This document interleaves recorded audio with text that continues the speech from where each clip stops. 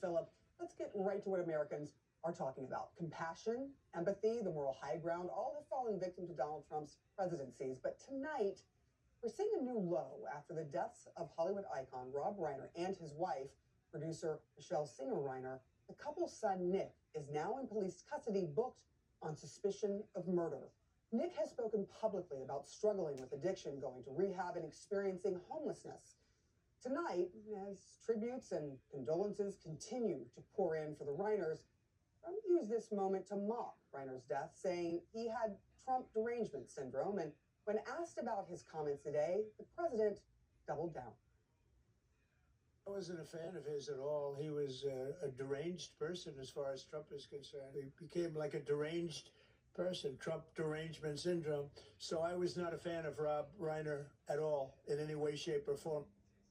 It's not just Democrats, but some conservatives are criticizing Trump's response. Evangelical Russell Moore called the comments vile and disgusting. Marjorie Taylor Greene called the deaths a family tragedy and said it's not about politics.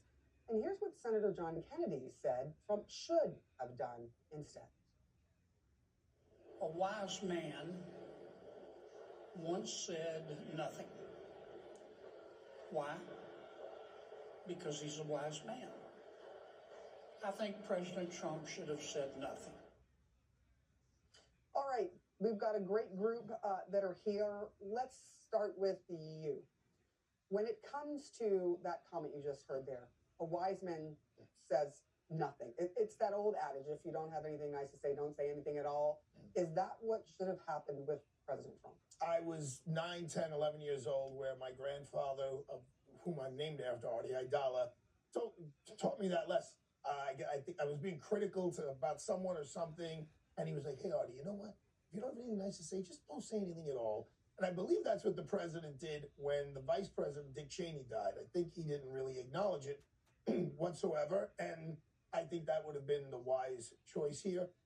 And even if he did, if he couldn't help himself but say something critical, you have to say, look, I never liked Rob Reiner. We never got along. He was so overly critical of me. But what happened to him and his family was so horrific and so tragic that the nation should pray for them. Why doesn't the president rise to the occasion? When it comes to these sorts of things, we see kind of over and over again, his responses are often less than humane. Well, I agree with Arthur. I think he should have said nothing. Look, I'm not surprised that Donald Trump didn't have anything nice to say about Mr. Reiner. Reiner was one of his most vocal critics and did for, basically a decade say he should be in prison, called him a fascist, etc.